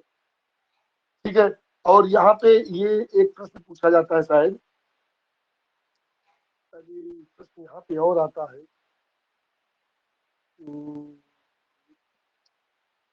क्योंकि ये जो लिंगयार्ड बनाया गया था, लिंगयार्ड में ये लिंगयार्ड स्वीडन में बनाया गया, ये स्वीडन नहीं, वो नहीं हुआ, वो प्रश्न है, स्वीडन में बनाया गया था। तो स्वीडन का मतलब यूरोप में है, तो यहाँ पे सिर्फ यूरोप के कंट्री थी, सिर्फ यूरोपीय देश थे,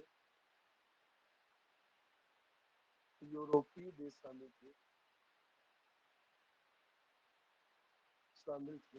और यहाँ पे जो हुआ था, प्रोग्राम हुआ था जिम्नास्टिक,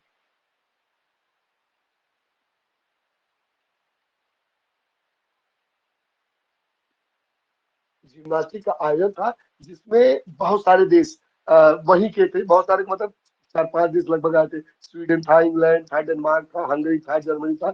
यूरोप के ही लगभग 5 से 7 देश ऐसे थे जिन्होंने प्रथम लिंगयार्ड में अपना पूरा का पूरा आयोजन किया था। इसके बाद एक प्रश्न पूछा जाता है, हाँ बोल दीजिए। स्पोर्ट हुआ। हाँ हेलो हेलो सर, 1939 में प्रथम लिंगयार्ड जो आयोजन हुआ था वो स्पोर्ट होम में हुआ था ना? स्टॉकहोम, वही स्वीडन में ही है जी। स्टॉकहोम भी लिख लीजिएगा, कभी कोई पूछता है। स्टॉकहोम एक शहर है, स्वीडन देश है। जी जी जी, तो स्टॉकहोम इसीलिए मैंने स्वीडन ही बता दिया था। तो स्वीडन में स्टॉकहोम है, स्टॉकहोम में हुआ था, ये जगह का नाम है जहाँ पे हुआ था। अब देखिए, जो दूसरा लिंगयार्ड हो रहा है, वहां से भी प्रश्न पूछे जाते हैं। दूसरा लिंगयार्ड 10 साल बाद 1939 में पहला हुआ था, तो 1949 में दूसरा लिंगयार्ड,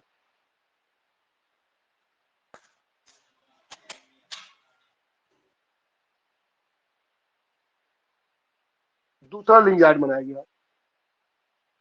यहां से एक प्रश्न पूछा जाता है कि पहली बार भारत की तरफ से कोई मतलब एक संस्था इन खेलों में प्रतिभाग की थी, और वो संस्था कौन सी बेटा, HBPN थी, हनुमान व्यायाम प्रसारक मंडल अमरावती जो है, एक संस्था उस समय थी। इस संस्था ने कहाँ पे, द्वितीय लिंगयार्ड में प्रतिभाग किया। और एक बात यहाँ पे है,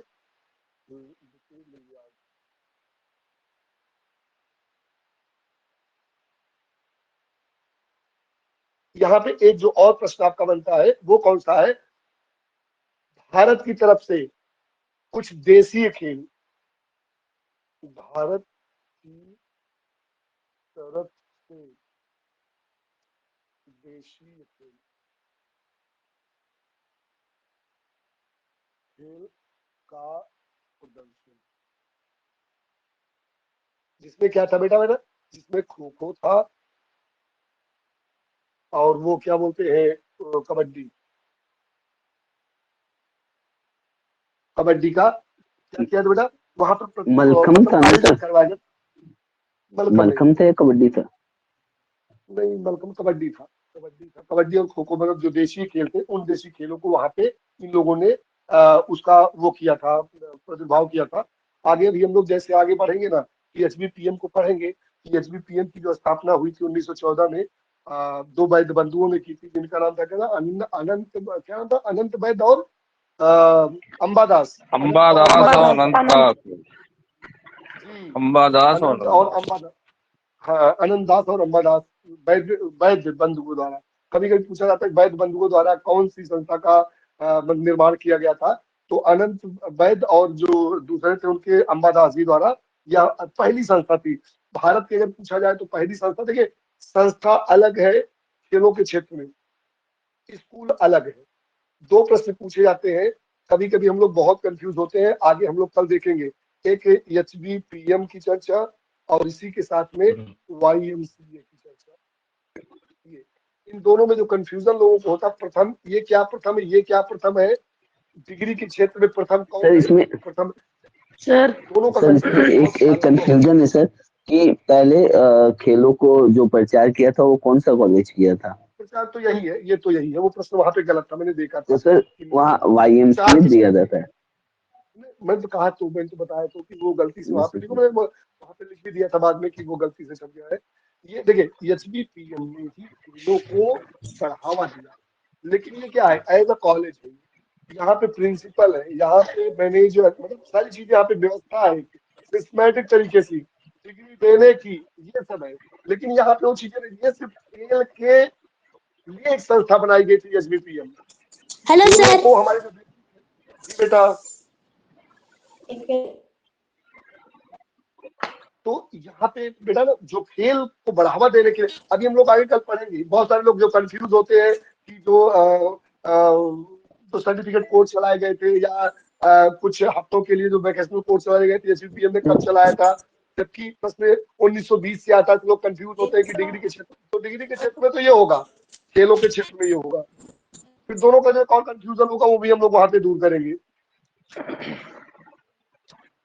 देखिए इतिहास से लगभग जो प्रश्न पूछने वाले और बनने बनाने वाले हैं उनकी चर्चा तो हम लोग करते ही रहेंगे, लेकिन साथ साथ आप लोग याद रखें, कि हिस्ट्री में जहाँ की हिस्ट्री हम लोग यहाँ पे नहीं पढ़ेंगे, बाय द वे आप लोग उसको पढ़ोगे। और आप लोग क्या पढ़ोगे, मैं क्वेश्चन दे देता हूँ, आप लोग कोशिश करोगे कि क्योंकि ज्यादा नहीं पढ़ना है, थोड़ा थोड़ा ही आपको देखना है, थोड़ा सा रोम के बारे में पढ़ जाओ, थोड़ा सा डेनमार्क के बारे में पढ़ जाओ, खुश रहिए। सर जो ये कलात्मक है, कलात्मक लिखवाया आपने, हाँ तो सर कलात्मक, उसको सौंदर्य भी बोल सकते हैं क्या? सौंदर्य, कलात्मक का मतलब सौंदर्य क्या कहेंगे, कलात्मक जैसे होता है रिदमिक, जो आजकल सौंदर्य व्यायाम, हाँ सौंदर्य व्यायाम भी बोलते हैं, हाँ बोल सकते हैं, बिल्कुल बोल सकते हैं, सौंदर्य व्यायाम क्योंकि भी सर कहा उसमें जाता एक ट्रिक लगी हुई है मम्मी, उसकी हाँ। एक ट्रिक है मम्मी। मम्मी, हाँ बिल्कुल, हाँ उस ट्रिक से भी आते। ये प्रश्न मैंने कहीं पे देखा था एक बार, पता नहीं हायर में कहीं पूछा गया है कि कहीं पे है, तो मैं देख रहा था ये प्रश्न मिला था कि प्रणयलिंग ने जिम्नास्टिक के 4 भागों में बांटा था, निम्नलिखित में से कौन सा, ऐसे करके प्रश्न बना था। तो हमें लगता है कि ये हायर में ही कहीं पे था, या तो नेट वगैरह का प्रश्न था, लेकिन ये प्रश्न था। तो हमारा कहने का मतलब ये है कि जो प्रश्न स्थगित, जी बता आशीष जी। राम सर, आशीष बोल रहे हैं सर। हाँ आशीष बताइए। इसमें मैंने रुका सर, एक थोड़ा सा भी डिस्कशन हुआ था, डिस्कशन ग्रुप पर जो है वो भैया भी सभी लोग होंगे, तो मैंने इसी चर्चा अगर आपके सानिध्य में हो जाए तो ठीक थी। बता दे सर प्रश्न ये था, थोड़ा सा एक शब्द के बताए। आशीष जी प्रश्न बोले। नेटवर्क प्रॉब्लम है सर, लग रहा है आशीष जी का। आशीष सर हाँ ये हाँ पूछना सर चाह हो रहे रहा हैं जो होते हैं ना स्किल रिलेटेड, हेल्थ रिलेटेड और स्किल रिलेटेड में, तो उसमें मांसपेशी एंडोरेंस था, लेकिन नीचे जो आ रहा था ना वो रिएक्शन टाइम आ रहा था, मतलब आपकी साइड से रिएक्शन टाइम दिखा रहा था, और जो हम लोगों ने लगाया था वो एंडोरेंस का आ रहा था, मतलब मसल्स एंडोरेंस। तो सर वही क्लियर करना चाह रहे हैं आपसे कि वो हेल्थ में जाएगा मसल या एंडोरेंस सही है, हेल्थ में जाएगा। मसल एंडोरेंस हेल्थ में, मसल एंडोरेंस हेल्थ में। नहीं सर कुछ मैं सर अपना जो मैंने सोचा उसका आधार कुछ है, कहिए तो उसका भी मैं प्रमाण रखूं। नहीं बिल्कुल व्याख्या जो करें, उसके व्याख्या तीन करें। चार ऑप्शन थे, चारों ऑप्शन में सर जो थे, एक था मांसपेशीय सहनशीलता, एक थी हृदय श्वसन क्षमता, दूसरी तीसरी थी शायद शारीरिक संरचना अथवा लचक, और चौथी थी प्रतिक्रिया समय। अच्छा उस सर ये था कि प्रश्न जो था उसमें प्रश्न था कि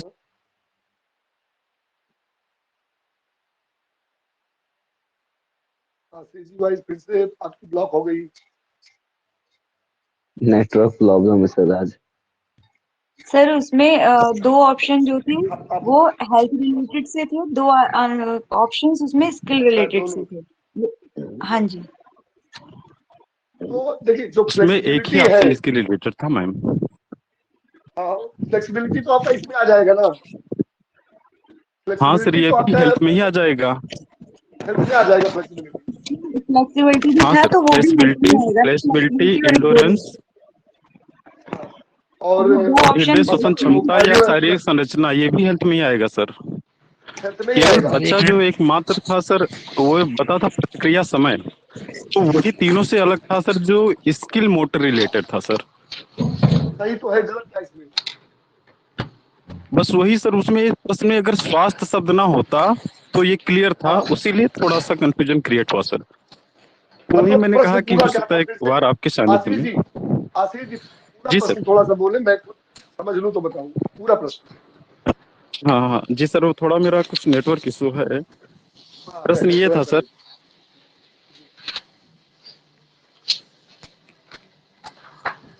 प्रणाम सर। रही भैया। सर क्वेश्चन हम बोल दे रहे हैं सर। अच्छा जी बोल दीजिए, बोल दीजिए।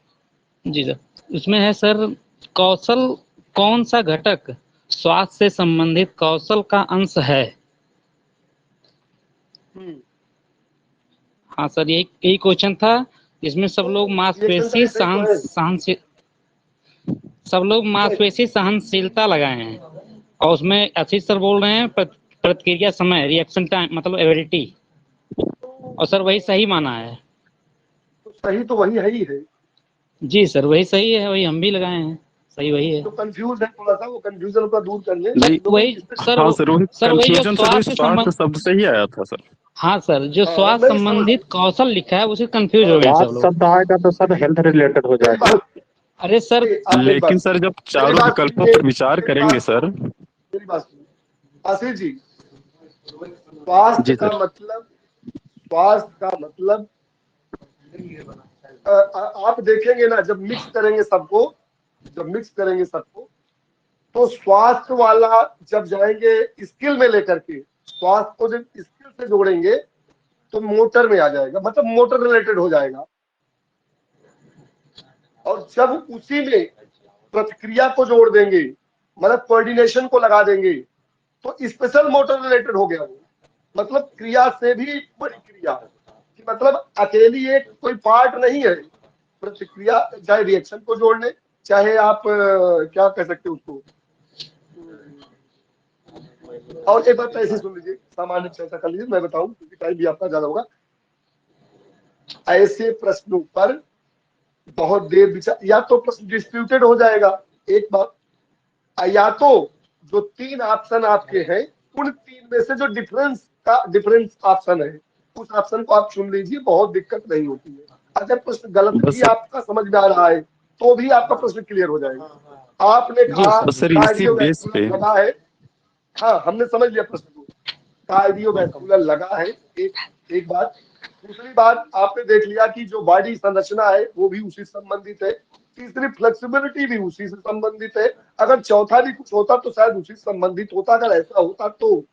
और अलग आपका, क्योंकि रिएक्शन टाइम आपकी मोटर एबिलिटी का पार्ट है, तो सीधी सी बात अलग है, वो चाहे स्वास्थ्य लगाए चाहे ना लगाए। तो यहाँ पे ऐसे देखिए, अगर बाल की खाल निकालेंगे तो प्रश्न में कहीं ना कहीं आप फंस भी जाएंगे, और कभी कभी जानते हैं ऐसे प्रश्नों को आयोग क्लीन चिट दे देता है, फिर वहां पे बहुत सोच विचार की जरूरत नहीं होती है, और ऐसे प्रश्नों के लिए आप अकेले पड़ जाएंगे। सर चारों ऑप्शन में एक ही डिफरेंस है, वही मतलब रिएक्शनेबिलिटी, बस वो बाकी स्वास्थ्य तीनों है। हाँ, बाकी स्वास्थ्य से संबंधित है, वो अगर स्वास्थ्य लिख भी दिया है तो आई थिंक बहुत बढ़िया हुआ सर, आपका बहुत बहुत कोटि कोटि धन्यवाद सर। चूंकि राज प्रकाश भैया जो है सर, ये हमारे लिए तो सर श्री हनुमान जी महाराज हैं, जो आप जैसे श्री राम स्वरूप गुरु को इन्होंने मिलाया है। मैं इनके चरणों में प्रणाम करता हूँ, ये क्षमा चाहता हूँ कि कोई, लेकिन मेरा आर्गुमेंट यही था सर, आपने क्लियर कर दिया सर, सारा संशय समाप्त। और कुछ लोग भी उन्होंने अपना तर्क रखा, तो मुझे लगा कि आप ही बेहतर हैं सर, जो है सर्वमान्य। एकदम क्लियर है। ऐसे प्रश्नों के लिए मैंने कई बार ऐसे ही कहा था कि जब सामान्य प्रश्न आपसे कभी पूछ लिए जाते हैं, तो सामान्य प्रश्नों का जो उत्तर होता है उसमें अगर आप बहुत अंदर, जैसे मैंने कहा था ना, उसमें अगर एक छोटी सी चर्चा की कि कबड्डी में फील्ड की लंबाई चौड़ाई होती है, और उसमें तीनों दे दिया 11 गुणे 8 भी दिया है, 12 गुणे 8 भी दिया है, 11 गुणे 8 भी दिया है, और 13 गुणे 10 भी दिया है। आप किस पे जाएंगे? आप खुद सोचिए किस पे जाएंगे। आपको 13 पे ही जाना है। जी बेटा बोल दो। सर एक बार मैं बोलूं इस चीज पे। सर अगर ये क्वेश्चन देखा जाए तो ये एक हिसाब से विवादित हो गया, क्योंकि इसमें एक फ्लेक्सिबिलिटी था, एक मसल एंडोरेंस था, एक इसमें एजिलिटी था, और एक और था, वो भी आपका 2 स्किल रिलेटेड थे, 2 हेल्थ रिलेटेड थे। रिएक्शन टाइम भी आपका उसका हो गया स्किल रिलेटेड, तो ये क्वेश्चन गलत हो गया। मेरी बात सुनिएगा, मेरी बात सुनिएगा। कोई नहीं था मैम सर, इसमें एक रिएक्शन थोड़ा समय विचार करिएगा। रिएक्शन टाइम इसके रिलेटेड है, इसके अलावा और कोई इसके रिलेटेड नहीं था, ये मैं कह रहा था मैम। जी जी जी सही होती है ना, एजिलिटी था वो, कुछ बोलना एजिलिटी था। हेलो, फ्लेक्सिबिलिटी था मैम, फ्लेक्सिबिलिटी था, फ्लेक्सिबिलिटी और एक एजिलिटी था। एजिलिटी मतलब लचकता, जो लचकता लिखा हुआ था। है कि नहीं? एक बात, प्रश्न कहाँ पे है? वो आपके ग्रुप पे आप लोग डाला है क्या? वो सर मेरे पास स्क्रीनशॉट उसका है नहीं, इस कारण मुझे अपना भी डिलीट करना पड़ा सारा, जो मुझे लगा शायद भ्रम हो गया हो। तो किसी के पास होगा तो सेंड कर देगा, आपके पास तो क्लियर हो जाएगा। भेज दीजिएगा, एक ग्रुप पे भेज दीजिएगा। मैंने देखा नहीं आज, कुछ इधर उधर में, तो लौट के आज ही आए हैं तो ध्यान नहीं दे पाए, बाकी मैं देख लूँ। चलो बेटा कोई बात नहीं, गुड नाइट। कल सेम टाइम पे sir good night sir, Monday को ईद की छुट्टी मत दीजिएगा प्लीज, मंडे को पढ़ा दीजिएगा प्लीज। पढ़ाएंगे अगर हम यहाँ पे है, अगर यहाँ पे है तो 100% छुट्टी का कोई चांस नहीं है। कुछ समस्याएं कभी कभी ऐसी आ जाती है ना, समस्याओं को